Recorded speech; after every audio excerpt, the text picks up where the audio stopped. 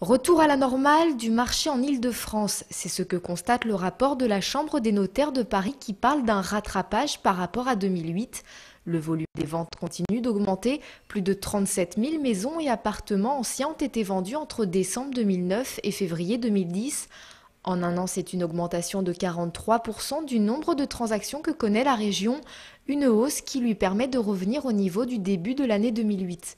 Le Val d'Oise est le deuxième département après les Yvelines où l'augmentation des ventes est la plus sensible. Les transactions valdoisiennes ont plus que doublé en un an. Mais les professionnels de l'immobilier et les notaires constatent que le nombre de biens mis en vente est resté inférieur au niveau habituel. Cependant, ces biens trouvent assez vite acquéreurs.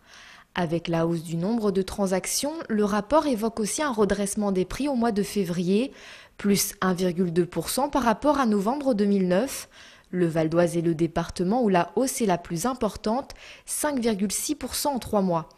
Malgré cette remontée générale des prix, la tendance reste à la baisse sur un rythme annuel, une baisse de 1,5% en Île-de-France et de 2,1% pour le Val d'Oise.